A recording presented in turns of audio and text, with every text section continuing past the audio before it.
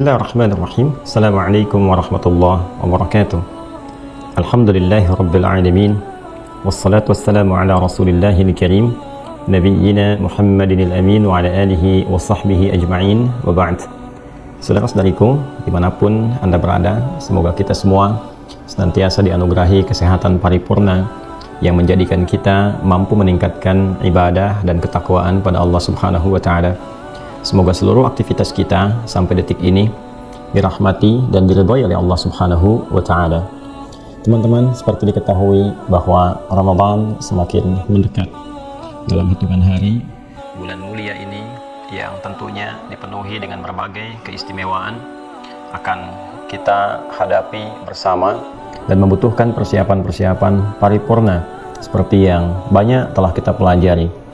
Teman-teman, ada satu pengingat yang sangat luar biasa dari Nabi Sallallahu Alaihi Wasallam, yang dengan pengingat ini bukan hanya memberikan motivasi kepada kita untuk meningkatkan ibadah kepada Allah, tapi juga saat yang bersamaan menghadirkan kecaman yang sangat dalam bila ada di antara umat Islam, umat Nabi Muhammad Sallallahu Alaihi Wasallam yang menyepelekan Ramadan sehingga tidak memaksimalkan berbagai macam fasilitas kebaikan dan keistimewaan yang Allah telah bentangkan hanya di bulan mulia ini. Hadis dimaksud diriwayatkan oleh Al-Imam At-Tirmidzi diantaranya dalam kitab Sunan beliau nomor hadis 3545 yang tersambung sanadnya kepada sahabat mulia Abu Hurairah radhiyallahu taala anhu dari Nabi sallallahu alaihi wasallam. Satu kali Nabi sallallahu alaihi wasallam bersabda, "Raghima anfu rajulin liman dzukirtu 'indahu falam yusalli 'alayya." Raghima anfu rajulin liman dakhala 'alaihi Ramadan thumma sadakha qabla an yughfara lahu. Raghima anfu rajulin adraka 'indahu abawahu al-kibar aw ahaduhuma falam yudkhilahu al-jannata. Teman-teman, ada tiga yang disampaikan oleh Nabi SAW dalam hadis ini. Yang pertama, beliau sampaikan raghima anfu rajulin, sangat tercela seseorang jauh dari rahmat Allah Subhanahu wa taala dan sungguh merugi. Di raghima anfu rajulin ini kalau secara tekstual diartikannya kotor hidung seseorang, ya kena debu, ya kena kotoran, ya ini menunjukkan seseorang yang biasanya mohon maaf dalam peribahasa Arab itu kalau dia kotor kemudian juga tampilannya tidak bersih menunjukkan pada sesuatu yang kurang baik, kurang elok, ya. Namun dalam peribahasa ini juga menunjukkan sesuatu yang sangat tidak mulia, ya. Kalau kita hadirkan dalam bahasa sekarang, sesuatu yang terhina, ya, sesuatu yang sangat merugikan. Ini gambarannya. Jadi tadi saya artikan di awal, raghima anfu rajulin. Persis seperti gambaran misalnya hidung belang, ya, yang dulu dalam konteks sejarah itu, ya, saat ada salah satu pejabat dari kolonial Belanda waktu itu di Jakarta yang mendapati bahwa ada yang mengatakan keponakannya atau dari keluarganya, ya bagian dari keluarga itu yang perempuan kemudian berzina dengan salah satu prajuritnya, kemudian dihukum, dipraktekkan kemudian hukum rajam, baik bagi perempuannya juga dihukum, yang laki-lakinya juga demikian. Maka sebelum dihukum itu yang laki-laki dia diberikan coretan di hidungnya dengan arang, ya, sehingga menjadi belang, dan di situ disebut kemudian istilah hidung belang, ya, untuk menunjukkan kehinaan satu yang kotor, satu aib, ya. Maka kembali kepada peribahasa tadi yang disampaikan oleh Nabi SAW dalam kalimat hadisnya, raghima anfu rajulin, ya, sungguh menjadi aib, sungguh menjadi merugi, sesuatu yang tidak elok dilakukan.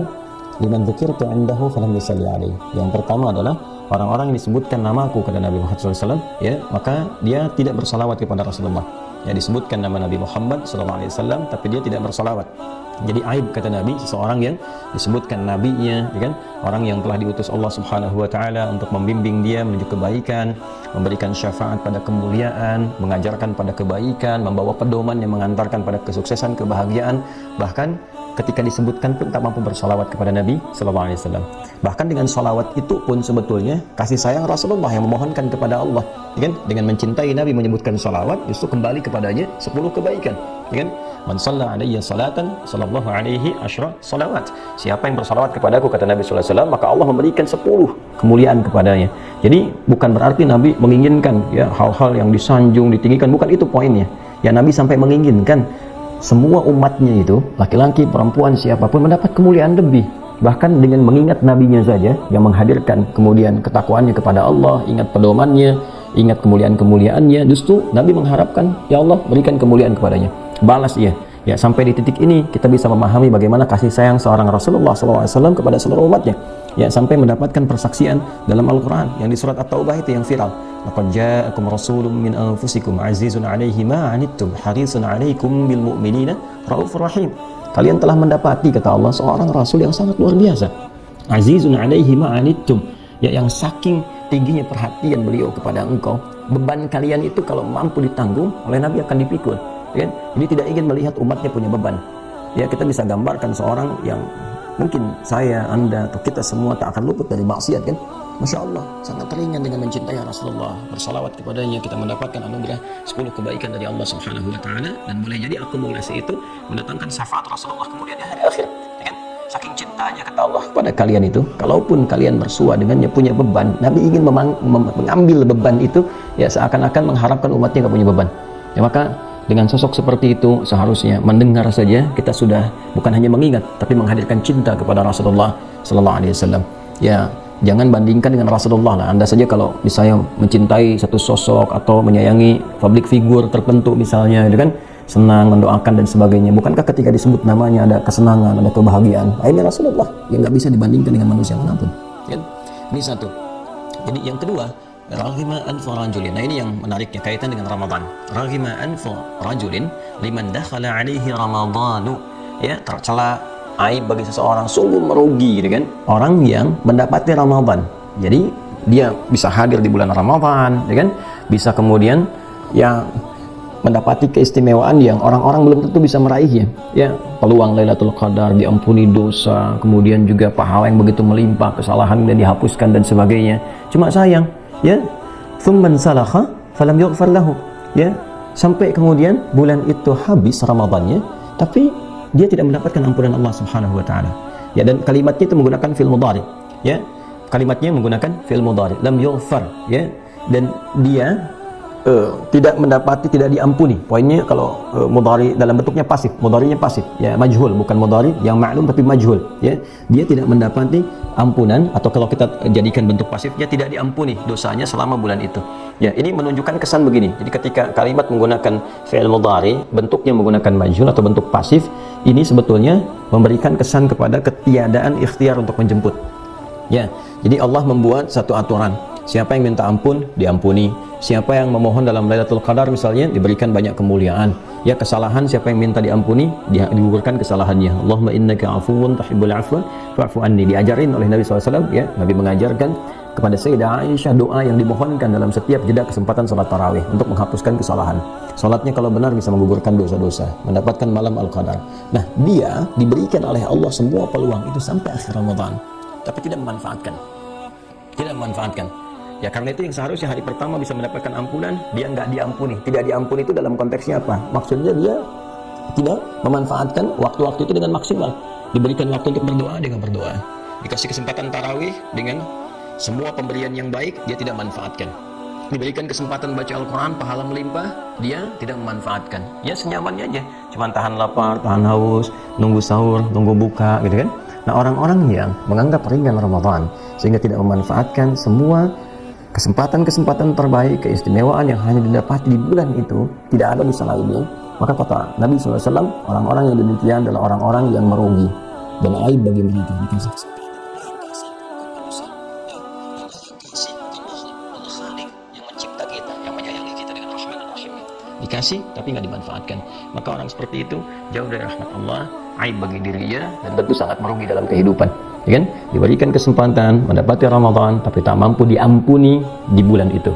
Maksud tak mampu diampuni itu bukan Allah tidak mengampuninya, tapi dia tidak berikhtiar untuk mendapatkan ampunan Allah Subhanahu wa Ta'ala dengan menunaikan berbagai ibadah, mengoreksi diri, dan tentunya memanfaatkan semua fasilitas kebaikan yang telah Allah tebarkan. Dan yang ketiga adalah raghima anfu rajulin liman adraka abawahu, ya, sungguh sangat merugi, sungguh sangat tercela, sungguh jauh dari nilai-nilai kebaikan. Liman adraka indahu abawahul kibar, ya, siapa yang mendapati kedua orang tua di sampingnya, au ahaduhuma, ya kan, atau salah satu di antara keduanya. Jadi bisa ayah, bisa ibu, dia sudah matang, gitu kan, orang tuanya sudah sepuh, tapi ternyata tidak menggunakan itu sebagai fasilitas untuk berbakti kepada kedua orang tuanya dan berusaha memasukkan kedua orang tuanya ke surga. Falam yudkhilahul jannah. Maksudnya apa? Ya, di sini ada kata kiasan yang sangat dalam, sebagaimana orang tua itu merawat Anda, ibu mengandung, melahirkan, menyayangi, demikian juga ayah mencari berbagai hal untuk kenyamanan anaknya, pendidikan dia yang bagus, sampai disekolahkan di tempat yang terbaik, padahal boleh jadi ayahnya bekerja siang malam, peluh keringatnya dan sebagainya, tetapi kemudian ketika dia mendapati kedua orang tuanya sudah demikian sepuhnya dan bahkan dia punya kemampuan, punya kematangan, tapi tak peduli dengan kedua orang tuanya, ya, untuk memberikan fasilitas, perhatian saja dia tidak mampu. Ayahnya sakit cuma taruh bunga aja gitu kan, dia nggak sadar bagaimana ayahnya bahkan rela bertukar nyawa ketika anaknya dalam keadaan sakit yang sangat parah misalnya, ya. Maka hal demikian dipandang aib dalam agama, hal demikian dipandang sesuatu yang merugikan bagi seorang anak. Jadi 3 hal disebutkan di sini, ya, berbakti kepada kedua orang tua, mencintai Nabi SAW dengan memperbanyak salawat kepada beliau, dan yang ketiga memanfaatkan Ramadan dengan penuh kemuliaan dan kebaikan, semangat dan niat ikhlas karena Allah Subhanahu wa Ta'ala. Kita ambil yang terkait dengan Ramadan. Di sini ada petunjuk dari Nabi SAW untuk menyiapkan diri dengan mengingat bulan Ramadan. Jangan menyepelekan, justru Allah berikan kepada kita dengan cintanya supaya Allah memberikan semua kesalahan dan dosa-dosa kita dan terlahir kembali pasca Ramadan dalam keadaan lebih baik, mulia, dan berperilaku lebih soleh dan taat di hadapan Allah Subhanahu wa Ta'ala. Demikian teman-teman, sebagai pengingat, selebihnya adalah niat yang paripurna sehingga sampai di bulan Ramadan kita bisa ikhtiar maksimal. Hadi hidayat. Assalamualaikum warahmatullahi wabarakatuh.